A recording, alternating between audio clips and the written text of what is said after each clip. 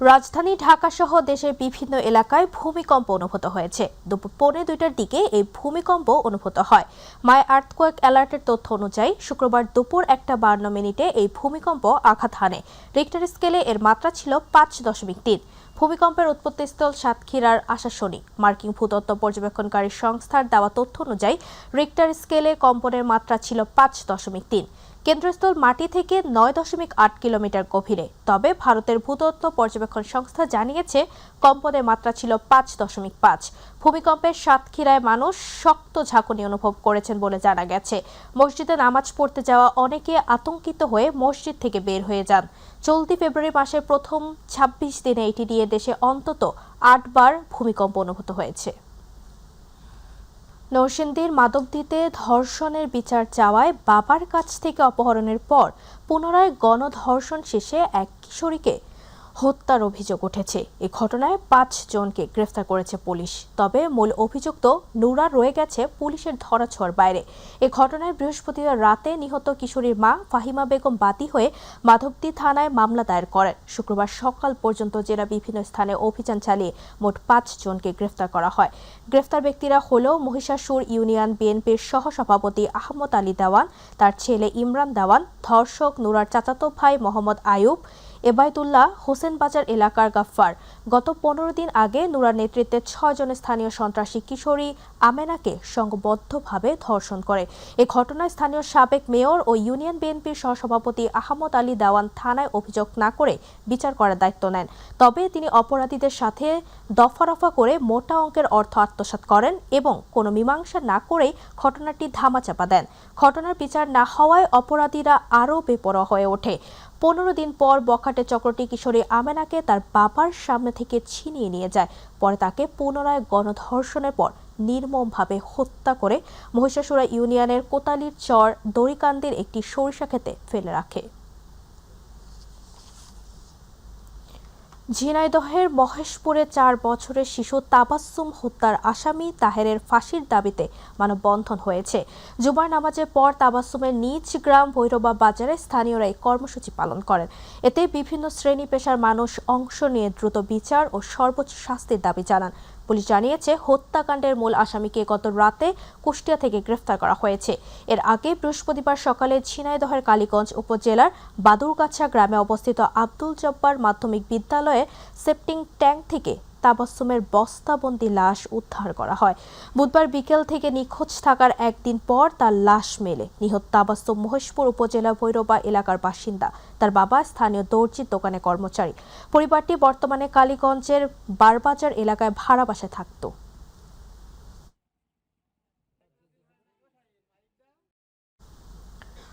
স্থানীয় সরকার নির্বাচন যথাসময়ে হবে এবং গণতন্ত্রকে তার প্রাতিষ্ঠানিক রূপ দেওয়ার কাজগুলো করা হবে বলে জানিয়েছেন স্থানীয় সরকার, পল্লী উন্নয়ন ও সমবায় মন্ত্রণালয়ের মাননীয় মন্ত্রী মির্জা ফখরুল ইসলাম আলমগীর। বিকেলে ঠাকুরগাঁও পৌর শহরের হাজীপাড়া হাফেজিয়া মাদ্রাসার নতুন ভবনের উদ্বোধনকালে সাংবাদিকদের এসব কথা বলেন তিনি। এনসিপি নিয়ে প্রশ্ন করলে তিনি এ বিষয়ে কোনো মন্তব্য করেননি। এ সময় জেলা বিএনপির সভাপতি মির্জা ফয়সাল আমিন সহ দলটির বিভিন্ন স্তরের নেতাকর্মীরা উপস্থিত ছিলেন। আমরা ঠাকুরগাঁয়ের জনগণের কাছে আমি ব্যক্তিগতভাবে ঋণী। বরাবরই তারা আমাকে সমর্থন দিয়েছেন এবং সেই সমর্থনের কারণেই আমি আজকে কাজ করার সুযোগ পেয়েছি। পার্বত্য চট্টগ্রাম বিষয়ক প্রতিমন্ত্রী মীর মোহাম্মদ হেলাল উদ্দিন বলেছেন, ব্যবসায়ীদের পণ্য পরিবহনে ক্ষতি ও ভোগান্তি দূর করতে চট্টগ্রাম সহ সারা দেশের সড়কে সমতার ভিত্তিতে ওজন পরিমাপের স্কেল বসানো হবে। Chittagong club Khatunganj trade association ইন্ডাস্ট্রির আয়োজিত ইফতার মাহফিলে প্রধান অতিথির বক্তব্যে তিনি কথা বলেন। তিনি বলেন, নতুন সরকারের প্রতিটি পদক্ষেপ ব্যবসায়ী বান্ধব। চট্টগ্রামকে বাণিজ্যিক রাজধানী হিসেবে গড়ে তুলতে খাতুনগঞ্জের ঐতিহ্য অক্ষুণ্ণ রেখে ব্যবসা পরিচালনার আহ্বান চান তিনি। অনুষ্ঠানে উপস্থিত ছিলেন চট্টগ্রাম 10 আসনের সংসদ সদস্য সাইদ আল নোমান ও চট্টগ্রাম 9 আসনের সংসদ সদস্য আবু সুফিয়ান সহ ব্যবসায়ী নেতৃবৃন্দরা। রাজনীতিবিদদের মধ্যে বিভক্তি আছে, থাকতে পারে, আমরা এক একজন এক এক মতাদর্শ বিশ্বাস করি, এটা থাকতে পারে, কিন্তু চট্টগ্রামের ব্যবসায়ী সমাজ আমার ধারণা সবসময় একত্রিত হয়ে নিজেদের স্বার্থকে রক্ষার্থে সবসময় ঐক্যবদ্ধ থাকা দরকার। আমি আশা করবো এবং আহ্বান জানাবো, আপনারা ব্যবসায়ীদের বিরুদ্ধে যে কোনো অন্যায়ের প্রতিবাদ আপনারা সকলে সমন্বিতভাবে করবেন। টাঙ্গাইলের ডাক ও টেলিযোগাযোগ ও তথ্য প্রযুক্তি মন্ত্রণালয়ের মন্ত্রী ফকির মাহবুব আনাম বলেছেন, বর্তমান যুগে আইসিটির সবচেয়ে বড় গুরুত্বপূর্ণ সেক্টর আইটি সেক্টর নিয়ে প্রধানমন্ত্রীর অনেক পরিকল্পনা রয়েছে। তিনি সরকারের বিভিন্ন উন্নয়ন কার্যক্রম, যোগাযোগ ব্যবস্থার আধুনিকায়ন, তথ্য প্রযুক্তি খাতের অগ্রগতি ও পরিকল্পনা তুলে ধরেন। পরিকল্পনা বাস্তবায়নে সংশ্লিষ্ট দপ্তর সমূহকে সমন্বিতভাবে কাজ করার আহ্বান জানান। আজ টাঙ্গাইল জেলা প্রশাসকের কার্যালয়ের জেলা পর্যায়ের সরকারি কর্মকর্তাদের মতবিনিময় সভার আগে সাংবাদিকদের প্রশ্নের জবাবে তিনি এসব কথা বলেন। জেলা প্রশাসক শরীফা হক মপা এর সভাপতিত্বে এ সময় উপস্থিত ছিলেন পুলিশ সুপার মোহাম্মদ শামসুল আলম সরকার সহ জেলা পর্যায়ে বিভিন্ন সরকারি দপ্তরের কর্মকর্তারা। আমরা অনেক জব ক্রিয়েট করতে চাই এবং ইন্টারনেটটা আমরা ঘরে ঘরে পৌঁছে দিতে চাই। কদিন আগেই আমাদের মাননীয় প্রধানমন্ত্রী আমাদের ইনস্ট্রাকশন দিয়েছেন। বেসামরিক বিমান পরিবহন ও পর্যটন প্রতিমন্ত্রী এম রশিদুজ্জামান মিল্লাত এমপি বলেছেন, দেশের অনেকগুলো বিমানবন্দর বন্ধ রয়েছে। বিগত সরকার এগুলোকে বন্ধ করে দিয়েছে নানা কারণে। বিশেষ করে ঠাকুরগাঁও, নীলফামারী, বগুড়া এগুলো একদম চালু এয়ারপোর্ট ছিল, সেগুলোকে বন্ধ করে রাখা হয়েছে। এগুলোকে আগে চালু করা হবে, তারপর নতুন পরিকল্পনা হাতে নিলে যদি নতুন কোনো এয়ারপোর্ট কোনো বিভাগে হয় তাহলে ময়মনসিংহে হবে। দুপুরে জামালপুর জেলা প্রশাসকের কার্যালয় সম্মেলন কক্ষে সাংবাদিকদের সাথে মতবিনিময় সভায় তিনি সব কথা বলেন। তিনি আর বলেন, প্রধানমন্ত্রী মন্ত্রণালয়কে হজের টিকিট ও বিমানের টিকিটের দাম কমাতে বলেছেন। জেলা প্রশাসক মোহাম্মদ ইউসুফ আলীর সভাপতিত্বে মতবিনিময় সভায় জামালপুর ৩ আসনের সংসদ সদস্য মোস্তাফিজুর রহমান বাবুল, জামালপুর জেলা প্রেস ক্লাবের সভাপতি এম এ জলিল সহ অন্যান্যরা বক্তব্য রাখেন।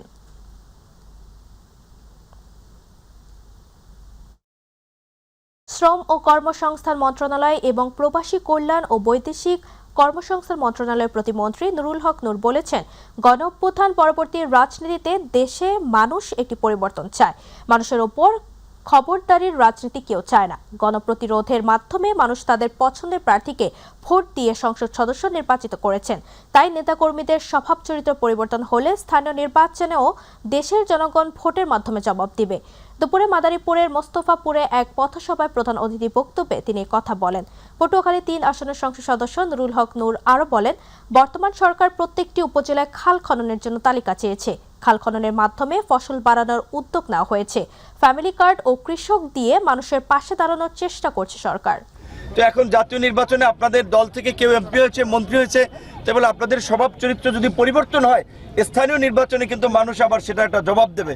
তো কাজেই আপনাদের প্রতি অনুরোধ থাকবে, আমরা জনগণের প্রতি যে জনগণের রাজনীতি করার জন্য একটা নতুন বাংলাদেশ বিনির্মাণ করার জন্য, যেখানে সকল নাগরিকরা দলমত নির্বিশেষে তাদের মর্যাদা এবং অধিকার নিয়ে বাস করবে, দেশে আইনের শাসন থাকবে।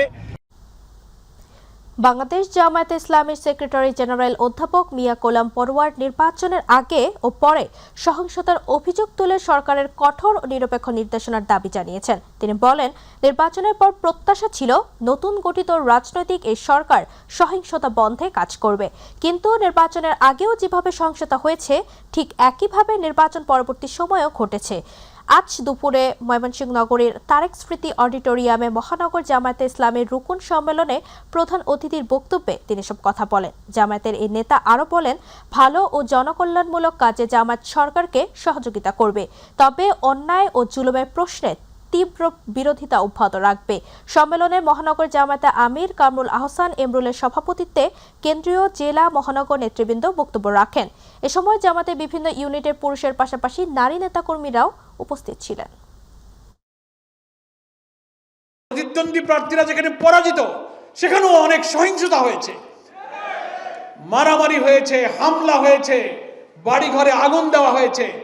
নির্বাচনের আগেও আমাদের বিভিন্ন জায়গায় হামলা আক্রমণ করে লোকদেরকে হত্যা করা হয়েছে। পর্যটন নগরী কুয়াকাটায় আগুনে পুড়ে অন্তত ৮টি ব্যবসা প্রতিষ্ঠান ভস্মীভূত হয়েছে। এ সময় আংশিক ক্ষতিগ্রস্ত হয়েছে আরও 3টি দোকান। সকাল 6:30টার দিকে পৌর শহরের বেড়িবাঁধের বহির্পার্শ্বের সিকুইন হোটেল সংলগ্ন এলাকায় এই অগ্নিকাণ্ডের ঘটনা ঘটে। মুহূর্তে আগুনে লেলিহান শিখায় 2টি খাবার হোটেল, 2টি কাপড়ের দোকান, একটি মুদি মনোহরি দোকান, একটি ঝিনুকের দোকান, একটি জেনারেটরের দোকান ও একটি চায়ের দোকান পুড়ে ছাই হয়ে যায়। খবর পেয়ে পরে ফায়ার সার্ভিসের একটি টিম ঘটনাস্থলে পৌঁছে প্রায় 1 ঘন্টা প্রচেষ্টার পর আগুন নিয়ন্ত্রণে আনে। এই অগ্নিকাণ্ডে প্রায় অর্ধ কোটি টাকার ক্ষয়ক্ষতি হয়েছে বলে জানিয়েছে ভুক্তভোগী ব্যবসায়ীরা। কলাপাড়া ফায়ার সার্ভিসের ইনচার্জ আবুল হোসেন জানান, আগুনের সূত্রপাত ও ক্ষয়ক্ষতির পরিমাণ তদন্ত সাপেক্ষে নিরূপণ যাবে। নারায়ণগঞ্জে অনুমোদনহীন অস্বাস্থ্যকর পরিবেশ ও বিভিন্ন নামে প্যাকেটজাত সেমাই উৎপাদনের অভিযোগে র্যাব, জেলা প্রশাসন ও নিরাপদ খাদ্য অধিদপ্তর যৌথ অভিযান পরিচালনা করা হয়।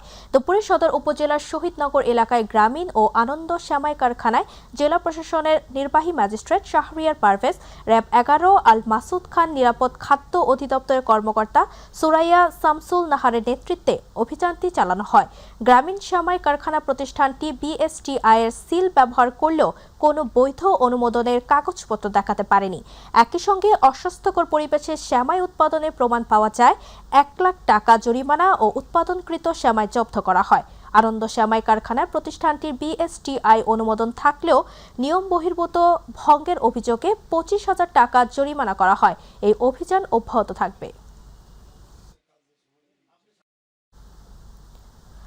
চট্টগ্রাম নগরীর চকবাজার এলাকায় অবস্থিত কাচ্চি ডাইনকে 3 লাখ টাকা জরিমানা করেছে ভ্রাম্যমাণ আদালত। অভিযানে নেতৃত্ব দেন সহকারী কমিশনার ভূমি ও নির্বাহী ম্যাজিস্ট্রেট সোনিয়া হক।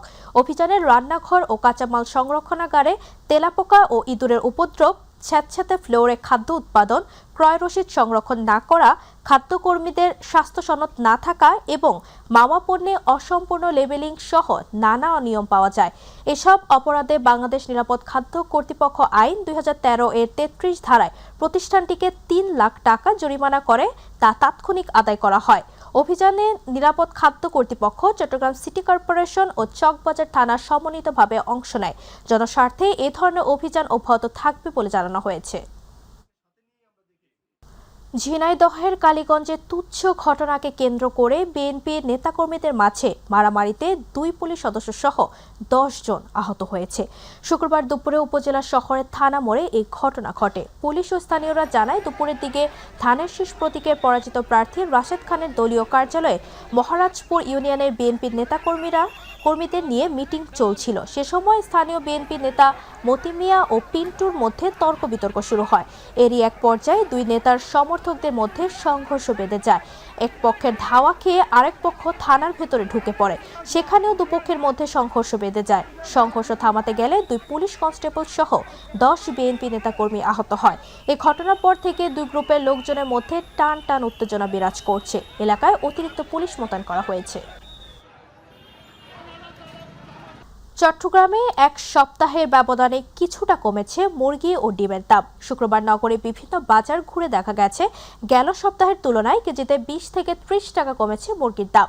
গত সপ্তাহে 670 টাকায় বিক্রি হওয়া দেশি মুরগি এখন 640 টাকা, সোনালী মুরগি 20 টাকা কমে 340 টাকা এবং ব্রয়লার মুরগি 200 টাকা বিক্রি হচ্ছে।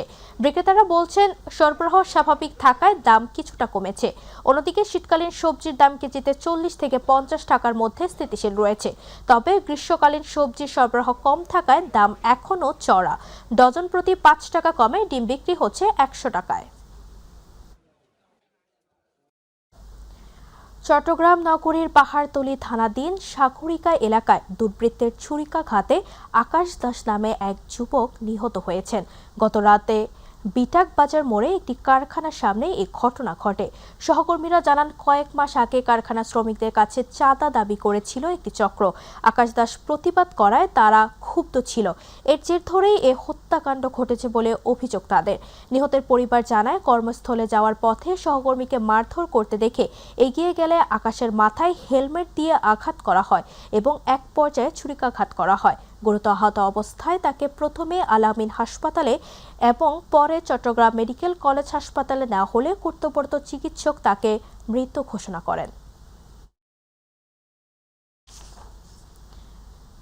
গাজীপুরের শ্রীপুর রেল লাইনের পাশ দিয়ে 3 উপজেলার মানুষের চলাচলের মাধ্যম জেলা শহরের সাথে সহজ সংযোগের জন্য নতুন একটি সড়ক নির্মাণের স্থান পরিদর্শন করেছেন স্থানীয় সংসদ সদস্য অধ্যাপক ডক্টর এস.এম. রফিকুল ইসলাম বাচ্চু সহ এলজিইডির প্রতিনিধিরা। শ্রীপুর উপজেলার সরকারি প্রকৌশলী তৌহিদ আহমেদ বলেন, এই সড়কটি নির্মাণ হলে বাস, ট্রাক সহ সকল ধরনের যানবাহন চলাচল করতে পারবে। 3 উপজেলার মানুষের চলাচলের মাধ্যমে জেলা সদরের সাথে উপজেলা দূরত্ব কমে আসবে প্রায় 10 কিলোমিটার। এ সময় উপস্থিত ছিলেন গাজীপুর এলজিইডি নির্বাহী প্রকৌশলী আব্দুল মান্নান ও Sreepur UCCA বিআরটিপির chairman SM. মাহফুল Hasan হাদনান সহ সংশ্লিষ্ট দপ্তরের কর্মকর্তাগণ। বরিশালের বাকেরগঞ্জে কর্মরত প্রিন্ট, ইলেকট্রনিক ও অনলাইন নিউজ পোর্টালে কর্মরত সাংবাদিকদের সম্মানে ইফতার মাহফিল অনুষ্ঠিত হয়েছে। উপজেলা জামায়াতে ইসলামের আয়োজনে সদর রোড বিরিভার ক্যাফে এ ইফতার আয়োজন অনুষ্ঠিত হয়। উপজেলা জামায়াতে ইসলামের আমির অধ্যাপক ফিরোজ আলমের সভাপতিত্বে অনুষ্ঠানের প্রধান অতিথি ছিলেন জেলা জামায়াতে ইসলামী সেক্রেটারি মাওলানা মোহাম্মদুন নবী তালুকদার। বাকেরগঞ্জ রিপোর্টার্স ইউনিটের সভাপতি দানিসুর রহমান লিমনের সঞ্চালনায় ইফতার পূর্ব আলোচনায় বক্তারা বক্তব্য রাখেন। ইফতার মাহফিলে উপস্থিত জামায়াতে ইসলামী নেতৃবৃন্দ সত্য ও বস্তুনিষ্ঠ সংবাদ পরিবেশনের মাধ্যমে সাংবাদিকদের অগ্রণী ভূমিকা রাখার আহ্বান জানান। জাতীয় বিশ্ববিদ্যালয়ের প্রাক্তন ছাত্রছাত্রী আইনজীবী পরিষদ নোয়েসলার এর 2026-27 কার্যকরী পরিষদ গঠনে চট্টগ্রাম জেলা আইনজীবী সমিতির অডিটোরিয়ামে নির্বাচন অনুষ্ঠিত হয়েছে। প্রধান নির্বাচন কমিশনার ছিলেন অ্যাডভোকেট মোহাম্মদ ওমর ফারুক শিবলি।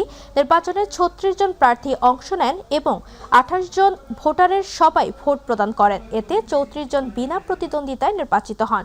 সরাসরি ভোটে সভাপতি নির্বাচিত হয়েছেন অ্যাডভোকেট মঞ্জুরুল আজম চৌধুরী এবং সাধারণ সম্পাদক অ্যাডভোকেট জয় বড়ুয়া। নবনির্বাচিত 36 সদস্যের কমিটি আগামী 1 বছর দায়িত্ব পালন করবে।